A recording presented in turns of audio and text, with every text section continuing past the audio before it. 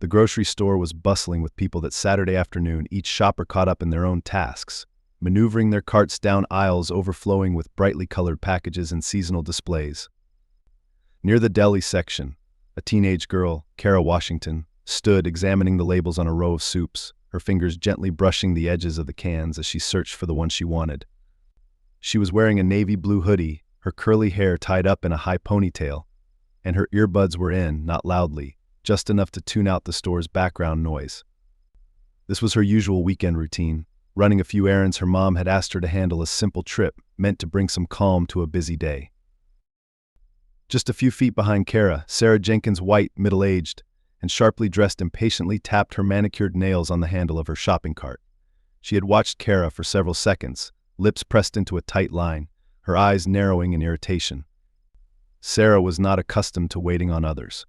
In her world, people either moved out of her way or knew better than to waste her time. Today, she was already in a sour mood. Her morning had been chaotic, her husband out of town for a business conference, leaving her to handle all the responsibilities that she usually shared. Frustration simmered as she noticed every detail of the girl in front of her, her irritation growing as Kara seemed completely unaware of Sarah's presence. Sarah cleared her throat, a sound loud enough to turn heads from a few aisles over, but Kara didn't react. One of her earbuds had fallen slightly, and it dangled by the strap of her hoodie. Kara wasn't ignoring her on purpose, she simply hadn't noticed the woman standing there. Yet to Sarah, this felt like a deliberate snub. She seethed quietly, her mind racing with unkind thoughts. Her mind filled with assumptions as she looked over Kara, thoughts she didn't dare say out loud, but that darkened her gaze.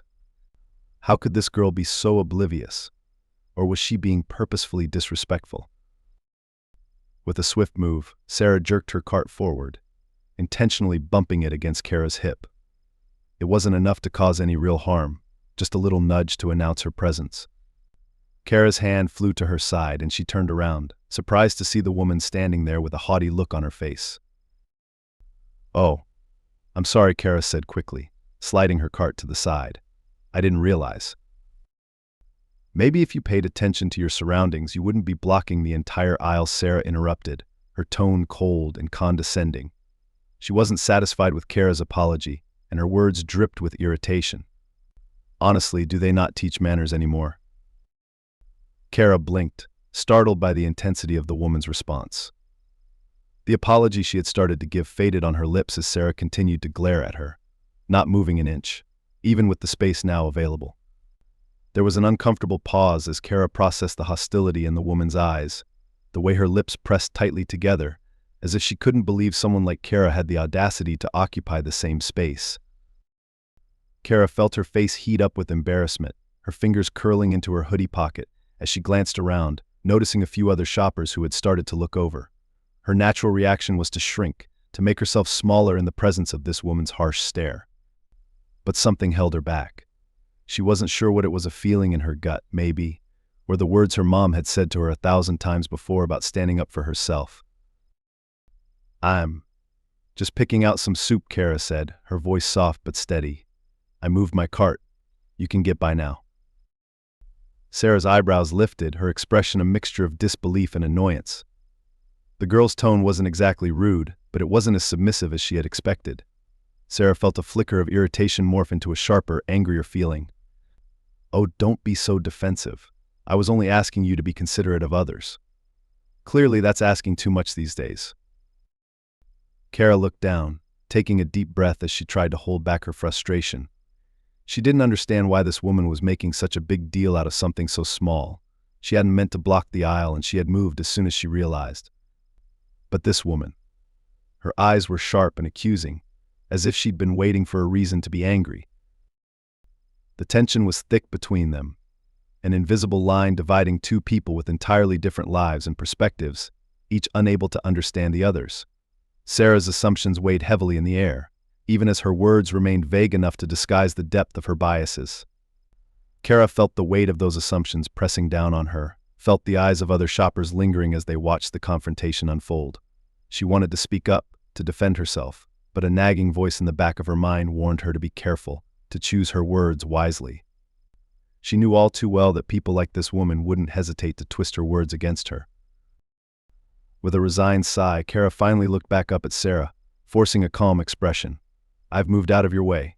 Have a nice day." "Oh, don't worry," Sarah shot back, her voice dripping with sarcasm. "I'm sure I will." With one last sharp glare, Sarah finally turned her cart and continued down the aisle, leaving Kara standing alone, her cheeks flushed and her heart pounding in her chest. She took a deep breath, trying to shake off the lingering tension. But the woman's words and tone echoed in her mind, leaving a bitter taste that wouldn't go away. Kara decided to move to another section of the store, hoping the incident would fade from her mind. She wandered over to the produce aisle, picking out apples and bananas, trying to refocus on her mom's list. But the incident replayed in her mind, her emotions simmering just below the surface.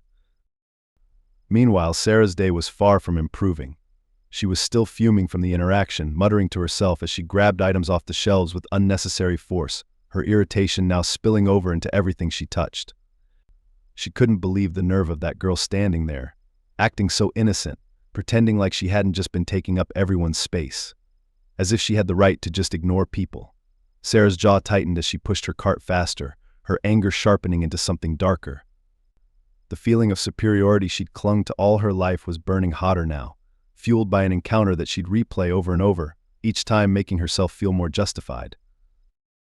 Near the cash registers, Sarah spotted Kara again, standing near a display of baked goods.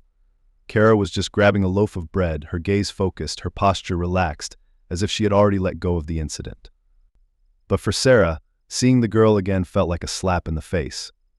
The anger she thought had passed reignited with full force, an irrational surge that seemed to take control of her. Without thinking, Sarah strode over to Kara, her footsteps loud and purposefully intimidating. As she approached, Kara looked up, her expression shifting from surprise to a hint of trepidation. She took a step back, instinctively placing a bit of distance between them, sensing the intensity in Sarah's eyes. "Is there a problem?" Kara asked cautiously, her voice steady but edged with the slightest hint of apprehension. "You think you can just brush me off like that?" Sarah's voice was low, simmering with barely controlled rage. "People like you think you can do whatever you want, act however you please, and there are no consequences." Kara blinked, trying to understand what the woman was saying, but the words were laced with a meaning that made her stomach twist uncomfortably. "People like you," she had heard those words before, and she knew exactly what they implied. "I don't know what you're talking about," Kara said slowly, her voice careful, measured. "I'm just shopping, I am." "Oh, sure," Sarah sneered, her voice dripping with sarcasm. "Just shopping. Just getting in people's way, just ignoring common courtesy. People like you don't know the first thing about respect." The words cut deep, the thinly veiled racism now unmistakable. Kara could feel her hands start to shake, a mixture of anger and fear bubbling up inside her, threatening to spill over. She clenched her fists, reminding herself to stay calm, to keep her composure, even as everything in her screamed to stand up to this woman. "Please just leave me alone," Kara said, her voice barely above a whisper. She hoped the woman would take the hint, would realize that her behavior was crossing a line. But Sarah was too far gone, her anger too deeply rooted to back down. "Oh, don't play the victim now," Sarah snapped, her tone mocking. "People like you always try to turn things around, make it seem like you're the one being attacked." Kara took a deep breath, steadying herself, willing herself not to react, not to let this woman's hateful words get under her skin. She wanted to leave, to walk away and put this entire experience behind her, but something held her back. The knowledge that if she walked away now, this woman would feel justified, would continue to treat people like her with the same disregard, the same contempt. In a moment that felt like both an eternity and the blink of an eye, the tension between them reached a boiling point. The moment hung in the air, thick and tense. Kara, her shoulders squared and her chin raised, stood her ground as Sarah glared at her, seething with unchecked rage. In her mind, Sarah felt she had every right to be angry, every right to expect respect, as if Kara's presence in the aisle had been a personal affront to her. But what had begun as irritation over a minor inconvenience had swelled into something more powerful, a resentment that Sarah couldn't explain but felt justified in expressing. Kara felt her pulse quicken as she tried to keep her voice steady. "Please, I'm just here to shop. I didn't mean any trouble." "Oh, so now you're acting all innocent," Sarah sneered, crossing her arms. "Of course you didn't mean trouble. That's what people like you always say, isn't it? Pretending to be the victim, acting like you're just going about your day. But you people don't understand basic respect." A few customers slowed their carts, some glancing over with concern, others with curiosity. But no one intervened, either out of discomfort or because they didn't want to get involved. Sarah didn't care about the attention, in fact. She felt emboldened by it, as though the presence of others somehow validated her behavior. Kara shifted her weight, her face a mask of calm even as her hands shook by her sides. She felt a sharp mix of emotions, fear mingling with frustration and anger that were growing harder to suppress. Her mother had always told her to handle situations like these with grace, to walk away if she could, but right now, every part of her was screaming to stand her ground. With a deep breath, Kara spoke, her tone gentle but unwavering. "I don't know why you're treating me this way, but I haven't done anything wrong. Now, please, I just want to finish my shopping." For Sarah, these words landed like an insult. She took a step closer, her face inches from Kara's as her voice lowered to a venomous hiss. "Don't you talk to me like that," she spat. "You're nothing but a disrespectful little." The words cut off as a store employee, a young man in a blue vest, approached them, his expression hesitant but concerned. "Excuse me, ladies," he said, raising his hands in a calming gesture. "Is everything okay here?" Kara took a step back, relief flickering in her eyes as she looked at the employee. But Sarah turned on him immediately, her irritation redirecting toward this new target. "Oh, now you're here," she snapped at him. "This girl has been blocking the aisles, acting like she owns the place, and now she's giving me attitude. Don't you think you should do something about this?" The employee's eyes darted between the two, clearly uncomfortable. He hesitated, glancing at Kara, who was watching him with a silent plea for understanding. He took a breath, trying to keep his tone diplomatic. I think there's been a misunderstanding. If there's an issue, maybe we could just..." Misunderstanding, Sarah's voice rose, and the sharpness of it startled several nearby shoppers. "There's no misunderstanding. People like her always act this way, no respect, no manners. And now you're just going to let her get away with it." The words echoed around them, louder than Sarah probably intended, and Kara felt her chest tighten. People like her. The meaning was clear, and Kara saw the recognition flash in the employee's eyes as well. His mouth opened as if he wanted to say something more, but he seemed unsure of how to handle the situation, clearly torn between his duty to diffuse tension and his own discomfort with Sarah's language. Kara swallowed, her throat tight, as she finally spoke again, her voice low and controlled. "Look, I'm not trying to cause trouble, but you need to calm down. This isn't okay." Something in Sarah snapped. In one fluid motion, she raised her hand and struck out, her palm connecting sharply with Kara's cheek. The slap echoed, shocking onlookers into silence. Kara staggered back, stunned, her hand flying to her face as she tried to process what had just happened. Her cheek stung, a sharp, burning pain, but what hurt more was the shock, the disbelief that this woman had actually struck her in public, over something so trivial. The employee's jaw dropped, and gasps sounded from nearby shoppers who had been watching the confrontation unfold. Everything went still for a moment, the world seeming to hold its breath. Finally, the employee stepped forward, his voice firm. "Mom, you need to leave the store. Right now. I'm calling the police." The anger drained from Sarah's face as she registered his words, her self-righteous fury crumbling as reality crashed down on her. Her eyes darted around, catching the judgmental stares of the shoppers, the shock and condemnation written on their faces. It was as if only now she understood the gravity of what she'd done. I was just," Sarah stammered, but her voice trailed off as she glanced back at Kara, who was still holding her cheek, her eyes wide with shock and hurt. Please," the employee insisted. "You need to go." Without another word, Sarah turned, pushing her cart away as quickly as she could, her face flushed with a mixture of anger and humiliation. As she hurried down the aisle, she could feel every set of eyes following her, and the weight of their judgment pressed heavily on her shoulders. Behind her, Kara took a deep, trembling breath, the pain on her cheek a dull throb, but her gaze steady and resolute. The incident at the grocery store hadn't just ended when Sarah had stormed out. Several shoppers had caught the confrontation on their phones, and within hours the video had started to circulate online. By the next morning, the clip was spreading rapidly across social media platforms. The footage captured Sarah's harsh words, her slap, and the stunned silence that followed.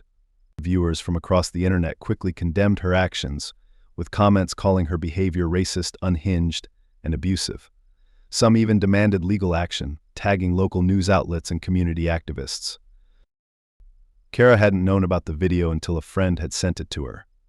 At first, she didn't want to watch it. The whole experience had left her feeling rattled, embarrassed, and angry, and she had spent the evening trying to push it out of her mind. But seeing the incident from an outsider's perspective added a new layer to the pain. She saw herself flinch, her face reflecting the hurt, and she realized how dehumanizing Sarah's attack had been. What she felt most, though, was the anger of her friends and family who rallied around her, horrified at what she had endured. It was Kara's mother, Judge Lydia Washington, who took the next step. Lydia had watched the video herself, the sight of her daughter's pain and humiliation filling her with a righteous fury that only deepened with each passing moment. She had spent years in the legal system, fighting for justice and fairness, and seeing her own child on the receiving end of such open hostility and prejudice was more than she could bear.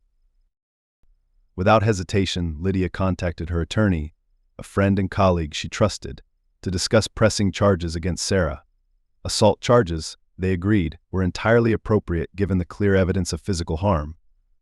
But Lydia wasn't just doing this for her daughter, she was doing it for every young person who had been treated with contempt, every person who had been the target of such prejudice, who had been told to sit down and take it. When the lawsuit became public, Sarah's world turned upside down. She woke up to dozens of missed calls and messages, each one a reminder that her actions weren't as invisible as she had thought. People she hadn't spoken to in years reached out, some to ask if the rumors were true, others to distance themselves. Friends she thought were loyal cut her off without explanation, leaving her to face the backlash alone. Even her family was mortified, their silence a heavy condemnation. Her husband, a businessman with a clean reputation, was livid, urging her to issue an apology, hoping the storm would die down. An apology, Sarah scoffed, though a small part of her felt a rising panic. It's just a misunderstanding. People are blowing this out of proportion. Her husband, clearly frustrated, rubbed his temples, his voice low but seething. You hit someone in public, Sarah, and not just anyone, a judge's daughter. This is serious. We could lose everything over this. For the first time, Sarah felt a twinge of fear. She thought she was untouchable, that her status and reputation would protect her. She hadn't realized that one moment of anger could spiral into something that might take her entire life down with it. The smugness she'd felt at the store faded, replaced by a gnawing dread as she tried to calculate just how much damage control would be necessary to dig herself out of this hole. In the meantime, local news stations picked up the story, and the narrative quickly spread beyond social media. Viewers across the city saw clips of Sarah's confrontation, her slap, and Kara's reaction. Community leaders, activists, and even other judges began to weigh in, their comments condemning Sarah's actions and calling for accountability. The words racially motivated assault began appearing in headlines, framing Sarah's behavior as part of a broader issue of prejudice and entitlement. Sarah's lawyer, scrambling to mitigate the damage, advised her to make a public apology as quickly as possible. He insisted that they release a statement addressing the incident, suggesting that she admit her wrongdoings and show remorse in the hope of softening public opinion. But Sarah was resistant, still clinging to the belief that she was the true victim, that Kara had somehow provoked her, even if she couldn't quite articulate how. You're not going to win any sympathy here, Sarah, her lawyer warned, his tone exhausted and sharp. You're facing charges and we're already losing ground. The sooner you show some accountability, the better chance we have of keeping this under control. Sarah finally relented, though not entirely out of regret. She was more worried about what this incident was costing her, the friendships, the social standing, the stability she had taken for granted. The world she'd built was slipping through her fingers, and for the first time, she felt the sting of powerlessness that she had never believed would touch her. Later that evening, her statement appeared online, a carefully crafted apology that stopped short of admitting fault. It was laced with vague language, claiming that she regretted the unfortunate incident and apologizing to anyone who might have been hurt. It sounded polished and empty, a desperate attempt at damage control rather than any real remorse. The apology didn't sit well with the public. Comments poured in under the statement, accusing her of insincerity and deflecting responsibility. For the people watching, Sarah's words only confirmed what they already believed, that she was a privileged woman scrambling to cover her tracks rather than acknowledging the harm she'd caused. The backlash intensified, and soon even her workplace began to feel the pressure. The management at the consulting firm where Sarah worked had initially remained silent, hoping the controversy would fade on its own. But as the public outcry grew, so did the calls and emails from clients, some of whom threatened to withdraw their contracts. Unable to ignore the impact on their business, her employers issued a statement condemning prejudice and any actions that might reflect poorly on the values of the company. The subtle wording left no doubt about their position, and Sarah knew it was only a matter of time before they made her the scapegoat to protect their reputation. Her once stable life was unraveling faster than she could have imagined, each consequence compounding the last. In her mind, she kept replaying that day in the grocery store, a day that had felt so inconsequential, and she wondered how everything had slipped so quickly out of her control. As the days passed, Sarah's life crumbled with a speed and brutality she hadn't anticipated. Her public apology, crafted by her lawyer, had done nothing to quell the growing firestorm. Online, the video of her confrontation with Kara continued to spread, accompanied by hashtags calling for justice and accountability. News outlets ran commentary pieces dissecting the incident, framing it within the broader conversation of racial prejudice and privilege. Each article, each comment, felt like a weight pressing down on Sarah, forcing her to face a reality she had long ignored. At first, Sarah tried to dismiss it all, holding firm to the belief that it was a passing scandal. But soon, the backlash seeped into every corner of her life. Former friends cut ties, unfollowing her on social media, leaving group chats, and declining invitations. Some even sent terse messages condemning her actions. She could feel their judgments like daggers, their silence heavier than words. No longer was she the respected community figure she once believed herself to be. Now, she was the woman who had slapped a teenage girl in a grocery store and was facing charges for it. Work was no refuge either. After the statement from her employer distancing the company from her actions, Sarah felt the shift in the office. Colleagues who once greeted her warmly now avoided her in the halls, muttering as she passed, refusing to make eye contact. She would catch them whispering when they thought she couldn't hear, snippets of conversations that sent a flush of humiliation through her. Her supervisor pulled her into a private meeting, his voice carefully controlled as he explained that, due to the attention surrounding her, they were forced to reconsider her position. "Your actions have impacted not just you, Sarah," he said, his tone laced with quiet disappointment, "but the entire team. Our clients don't want to be associated with this kind of behavior." She wanted to defend herself, to say something, anything that would make him see her side. But as she opened her mouth, she realized she didn't have any defense that would undo the damage. The reality of the situation finally sank in her career. Her carefully built reputation was slipping away, and there was nothing she could do to stop it. With no options left, Sarah was forced to step down. Her resignation was accepted with a cold professionalism that stung, the official wording leaving no room for pride or dignity. She was simply no longer affiliated with the company. Just like that, a cornerstone of her life was gone, a loss that left her reeling in stunned silence. Meanwhile, Lydia Washington, Kara's mother, was working with her attorney to ensure that Sarah's actions would have lasting consequences. Lydia knew that holding Sarah accountable was about more than justice for her daughter. It was about sending a message that actions like Sarah's would no longer be tolerated. She made sure that every update on the case was public, using the media attention to amplify the conversation about accountability, privilege, and prejudice. Community leaders joined the cause, amplifying her message, calling for systemic change in how such cases were handled. They refused to let this incident fade quietly into the background, and Sarah felt the weight of their scrutiny bearing down on her from every angle. The social and legal consequences of her actions were reshaping Sarah's world. Her social status, once her shield and source of pride, was now a symbol of her disgrace.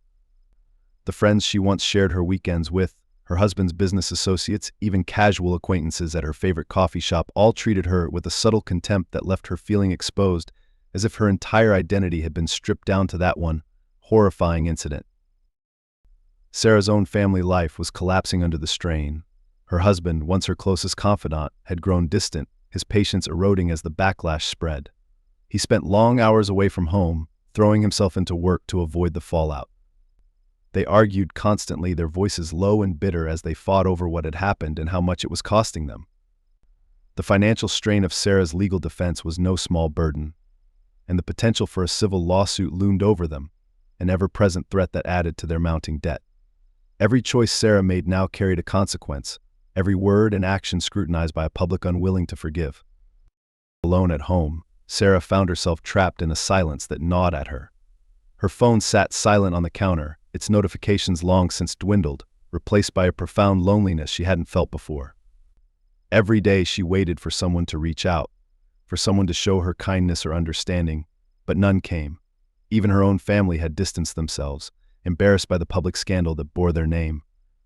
Her parents, who had once showered her with praise, spoke to her in clipped tones, struggling to hide their disappointment. The isolation was complete, and it forced her to confront a question she had long avoided: was she, herself, to blame? It was a thought she resisted fiercely at first, clinging to the belief that she had simply been misunderstood, that the world was unfairly judging her. But each day, as she faced the echoes of her actions, the truth became harder to deny. The anger and contempt she had felt toward Kara, her words dripping with prejudice, she could no longer justify it as a simple misunderstanding. She remembered the look on Kara's face, the pain and surprise in her eyes, and felt a twinge of shame that went deeper than she cared to admit. As she sat alone in her empty house, Sarah began to feel the hollow ache of guilt growing inside her, a guilt that gnawed at her sleep, her thoughts, her very sense of self. Her life, once so filled with confidence and certainty, had become a minefield of regret and consequences she couldn't escape. And now, facing the fallout of her own actions, she found herself wondering if there was any way back from the wreckage she had created. The courthouse was packed. Reporters, activists, and onlookers filled every available seat, their murmurs creating a steady hum of tension. As Sarah entered, the weight of their collective gaze bore down on her, each pair of eyes a reminder of the scandal she had ignited. She kept her head low, feeling the shame creep up her neck, a sensation she hadn't yet grown used to, no matter how many times she relived her actions in her mind. This was the day she had dreaded, the day where her apology wouldn't be a scripted statement issued through a lawyer, but one she would have to deliver in person, directly to Kara and her family. Across the room sat Kara, poised and composed beside her mother, Judge Lydia Washington. Kara's gaze was steady, her expression unreadable. She didn't flinch or avert her eyes, simply watching Sarah with a calm intensity that Sarah found both unsettling and humbling. Lydia sat beside her daughter with the dignified air of a judge who had seen enough courtroom drama to know this case was about more than just one person's moment of anger. It was about principles, accountability, and justice. As Sarah settled into her seat, she tried to summon the words she had rehearsed with her lawyer 100 times, words that felt hollow but were necessary to make the ordeal as brief and painless as possible. Her lawyer had told her that this hearing would be her chance to show remorse, to demonstrate that she understood the gravity of her actions. But the truth was, Sarah still struggled with admitting her fault, her pride clinging stubbornly to the belief that she had been provoked, that Kara's presence had somehow justified her actions.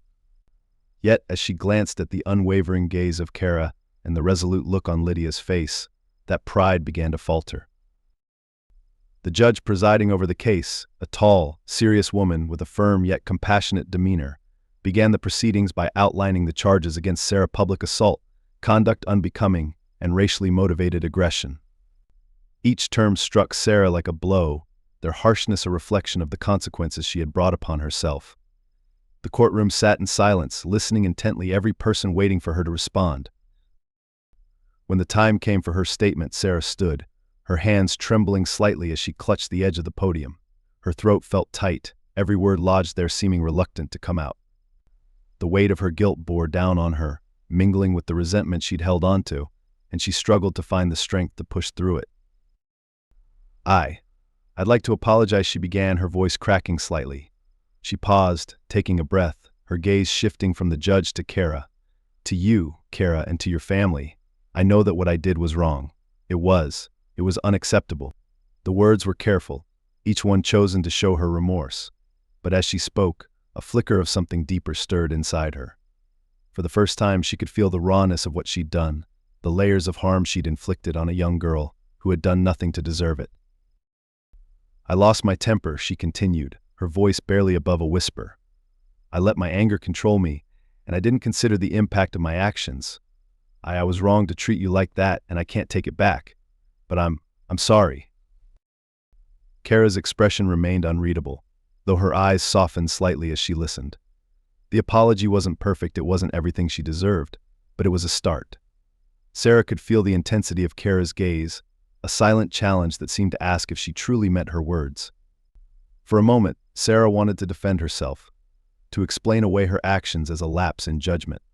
But looking into Kara's eyes, she felt that any excuses would fall flat. There was no justification for what she had done. As she returned to her seat, the judge called for Lydia to give her statement. Lydia stood, her posture dignified and her tone measured as she addressed the court. Her voice, calm but firm, carried a strength that only years of experience and conviction could instill. This incident was not just about a single moment of anger, Lydia began, her words resonating through the courtroom. It is a reflection of a larger issue of the biases and prejudices that still pervade our society. My daughter did nothing to deserve the treatment she received, yet she was targeted because of the assumptions and entitlement of one individual. She turned her gaze to Sarah, her expression one of controlled yet palpable disappointment. "Ms. Jenkins, I appreciate your apology, but I hope you understand that your actions have consequences, not just for yourself, but for every person who witnessed that incident and every person affected by it." The judge nodded, her expression solemn, as she absorbed Lydia's words.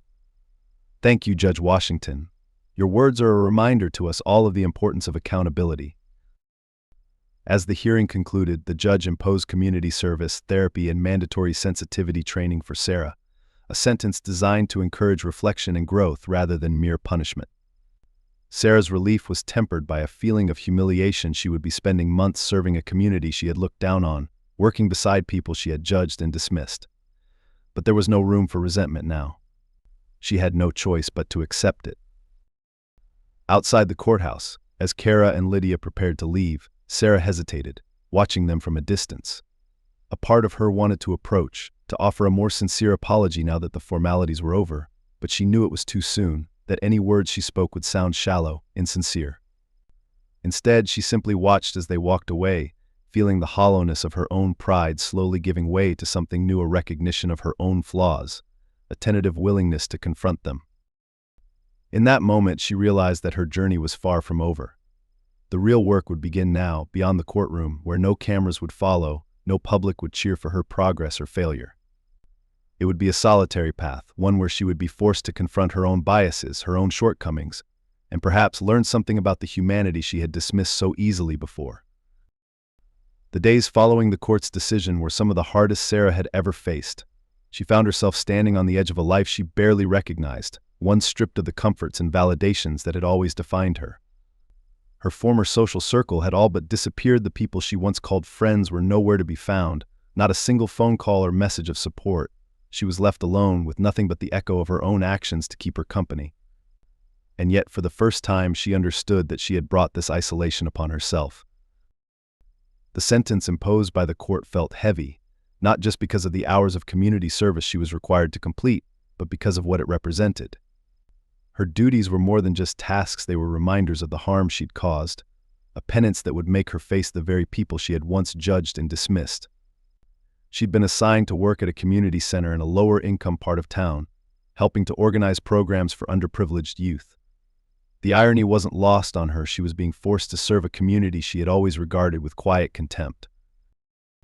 The first day at the community center was rough. Sarah had arrived early, hoping to avoid the awkwardness of walking in front of the staff and volunteers. She kept her head down as she signed in, the reception desk feeling like a barrier between her and a new reality she wasn't ready to face. But as she signed her name, she felt a set of eyes watching her. When she looked up, she saw the director, a middle-aged black woman named Lisa, with a calm but scrutinizing gaze. Lisa extended her hand. "Welcome, Ms. Jenkins. I'm Lisa, the director here. I'm sure you've been briefed on your responsibilities." Sarah shook her hand, her voice barely above a whisper. "Yes, Ma, I am. I'm here to help however I can." Lisa nodded, her expression softening slightly. "We don't tolerate disrespect here, Ms. Jenkins. We've had enough of that. These kids and everyone who works here deserve respect. I hope you understand that." Sarah nodded, her cheeks flushing with shame. "I do," she murmured, the words feeling small but genuine. Her tasks at the community center were simple enough: organizing supplies, cleaning up classrooms after activities, assisting with events. But each task carried a weight that went beyond the work itself. She found herself surrounded by young people, many of whom looked like Kara, and she felt a pang of guilt every time she saw their hopeful faces. In them, she saw the innocence she had stripped from Kara with her slap, and that guilt lingered like a shadow, a reminder that her actions had impacted more than just one girl in a grocery store. One day, as she was cleaning up after an art class, a young girl with wide, curious eyes approached her. She couldn't have been more than 10, her hands smudged with paint, and her face lit up with excitement. "Are you the new volunteer?" the girl asked, tilting her head to the side. Sarah managed a small smile, kneeling down to her level. "Yes, I am. I'm here to help." The girl grinned, her innocence piercing through Sarah's defenses. "My name's Maya. I'm painting a big rainbow today. Want to see?" Sarah hesitated, but she nodded, allowing herself to be led over to the small art table where Maya's work lay spread out. The rainbow was messy and bright, colors blending together in a chaotic but beautiful way. It was simple, but something about it struck Sarah deeply. This child, untouched by the ugliness of prejudice, had created something purely out of joy. "It's beautiful," Sarah said, her voice wavering slightly. "You're very talented." Maya beamed at the praise. "Thanks. I want to be an artist when I grow up." In that moment, Sarah felt an unexpected surge of hope. This place, this community center, was filled with children like Maya, kids who didn't yet know the sting of prejudice, who were still free to dream and hope. They reminded her of the innocence she had once possessed, and the world she had inhabited before bitterness and resentment had tainted her perspective. Over the next few weeks, Sarah found herself growing more involved in the work, not out of duty but out of a genuine desire to give something back. She listened to the kids' stories, their dreams and aspirations, and with each one, a piece of her own cynicism chipped away. She began to see the world from their perspective, a world where kindness and respect weren't just values, they were necessities for survival and growth. Meanwhile, her court-ordered therapy sessions proved to be equally transformative. At first, she had approached them as another checkbox to complete, another step to fulfill her sentence. But her therapist, Dr. Lynn, was perceptive, seeing through Sarah's facade of compliance. "Tell me, Sarah," Dr. Lynn said one afternoon, her voice gentle but firm. "What was going through your mind that day in the grocery store? What did you really see when you looked at Kara?" Sarah hesitated, her throat tightening as she tried to find the words. I saw someone who was in my way, someone who didn't respect me." Dr. Lynn nodded, her expression patient. "And what about her made you feel that way?" The question lingered in the air, pressing down on Sarah like a weight. She'd spent so much time blaming Kara, rationalizing her actions, but now, faced with the question, she was forced to confront the truth. I think I saw her as less than me," Sarah admitted, her voice barely audible. "I thought I was better than her." Dr. Lynn's eyes softened, a flicker of compassion breaking through her professional demeanor. "Sarah, that's a painful realization, but it's an important one. Acknowledging it is the first step toward change. You can't undo what happened, but you can choose how you move forward. Prejudice isn't just about words or actions, it's about mindset, about the assumptions we carry. Changing that takes time, but it's possible." The words struck Sarah deeply, resonating in a way she hadn't expected. For the first time, she began to understand that her actions that day had been a product of years of unexamined beliefs, biases she had never bothered to question. Dr. Lynn's words stayed with her, echoing in her mind as she continued her work at the community center, her perspective shifting little by little. One afternoon, after several weeks of service, Sarah was approached by Lisa, who had been watching her progress with a careful eye. Lisa's expression was unreadable, but there was a softness there that hadn't been present before. "I've been keeping an eye on you, Ms. Jenkins," Lisa said. "You're doing good work here. The kids seem to like you." Sarah smiled, a genuine warmth breaking through her usual guarded demeanor. "Thank you. I'm trying." Lisa nodded, her gaze thoughtful. I can see that. But I hope you understand that this isn't just about making up for what happened. It's about learning, about growing as a person. Sarah nodded, feeling the weight of Lisa's words settle into her heart. I know, I have a long way to go, but I'm willing to try. As the weeks turned into months, Sarah continued her work, each day a step forward in a journey she had once thought impossible. She no longer saw her service as a punishment, but as an opportunity, a way to give back to a community she had once dismissed. She found herself connecting with people from all walks of life, people who had faced challenges far greater than her own but who carried a resilience and strength that inspired her. Through their stories, she saw a glimpse of a world she had never known, a world of perseverance, hope, and the unyielding belief in a better future. By the end of her sentence, Sarah had transformed in ways she hadn't anticipated. She was no longer the woman who had lashed out in a grocery store, consumed by entitlement and prejudice. She was a woman humbled, a woman who had been forced to confront her own flaws and grow beyond them. On her final day at the community center, Maya approached her, a new painting in her hand. It was another rainbow, vibrant and joyful, a symbol of innocence and possibility. This is for you, Maya said, her eyes shining, so you'll remember us. Sarah accepted the painting, tears pricking her eyes as she looked down at the simple, beautiful colors. Thank you, Maya. I'll cherish it. As she left the center that day, Sarah felt a sense of closure, a peace that she hadn't known in months. She was no longer running from her past, but moving forward, determined to carry the lessons she had learned into the future. She knew she still had a long way to go, that forgiveness and redemption wouldn't come easily, but she was finally ready to face the journey head-on. And as she walked away, Maya's painting clutched tightly in her hands. Sarah felt something she hadn't felt in a long time, a sense of hope, not just for herself, but for the person she was becoming. A person willing to learn, to grow, and to be better, one step at a time.